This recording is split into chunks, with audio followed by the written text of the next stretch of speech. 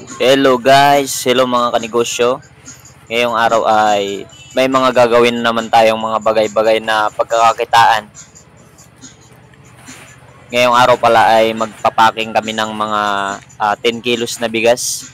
Dahil ubos na yung mga pinaking namin nakaraan na mga naka 10 kilos, ayun gagawa na naman kami ngayon.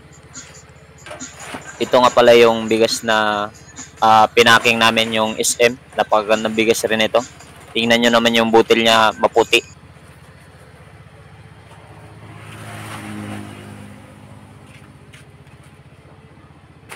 Ipapakita ko rin pala yung setup ng munting grocery ng kuya ko sa gilid. Yan. Kapag plano mo nga tayo ng sari-sari store, dapat palaging maayos yung mga salansan ng mga paninda mo. Para yung mga customer, hindi sila malilito kung saan sila pupunta. Kung ano yung kukunin nila, mabilis nilang mahahanap to sa loob ng tindahan mo. Ito nga pala yung pangalawang branch ng kuya ko na grocery. Yung isa niya kasi branch doon sa kabila, sa Honda Bay. Tingnan nyo naman yung mga stock niya. Maganda yung pakasalansan. Maliwala siya tingnan kapag nasa ayos yung mga pile ng mga stocks natin. Bali, 2 years na pala kami dito sa negosyo namin na to. Yung negosyo ko pala ay bigasan, tapos sa kanya naman yung grocery. Tapos sa renta, magkahati kami dito.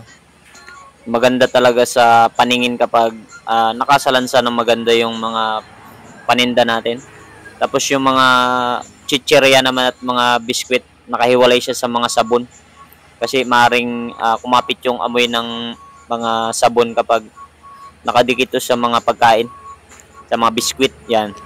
Tingnan nyo, nakahiwalay yung mga chlorine, sunrox, mga shampoo.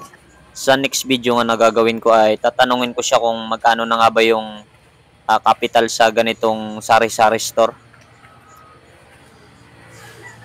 Para magkaroon tayo ng idea kung may mga nagbabalak magtayo ng sari-sari store dyan.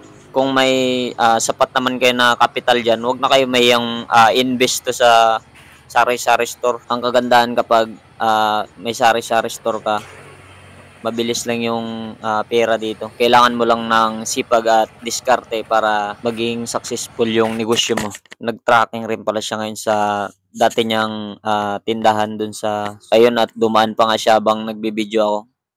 Magta-tracking pala yun siya ngayon ng bigas sa ate ng asawa niya. Pina-assume niya na kasi yung pwesto niya dun sa ate ng asawa niya kasi sobrang layo. Kaya ngayon yung ate na ng asawa niya yung nagmamanage ng grocery na tinayo niya doon. Ganda ng XQ. Malinaw, no? Ano? Malinaw yung butil.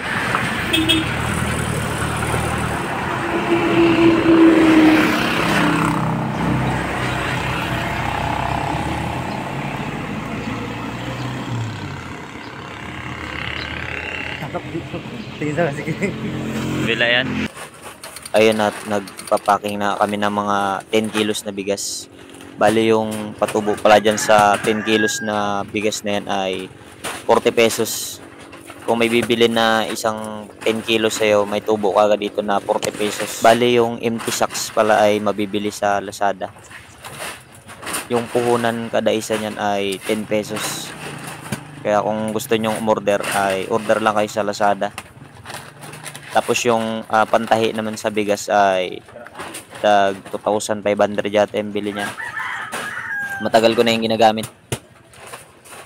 Kapag magtatayo ka pala ng ganitong bigasan store, para hindi ka iwan ng mga customer mo at palaging bumalik-balik sa'yo, ay dapat maging magalang ka kapag bibili sila. Tapos maging totoo ka kapag magbibenta ka ng bigas. Kasi wag mong sabihin na malambot yung paninda mong bigas, tapos kapag sinaing na nila, matigas naman pala. Yari ka doon, hindi na sila babalik sunod. Dapat isaing mo muna yung mga bigas mo para kung ano yung malambot, ma-recommend mo agad sa customer mo. May mga customer kasi na masilan pagdating sa bigas na ginagamit nila. Kaya ang ginagawa ko kapag may dumating ako na bagong stock ng bigas, tinatry ko agad isaing para kapag malambot yung butil na nabili ko, dadamihan ko na yung kukunin ko na bigas sa supplier ko. Yun lang, simpleng tips lang yun sa mga magsisimula pa lang. Pero malaking tulong yun sa customer satisfaction. Ito nga pala yung nagawa ko ngayong araw na to. 17 sakos na naka 10 kilos. Sana maubos agad para may kita tayo. At kung bago ka pa lang sa YouTube channel ko, ay huwag ka na mahiya mag-subscribe para updated ka sa mga video na gagawin ko about sa mga bigasan tips at strategy.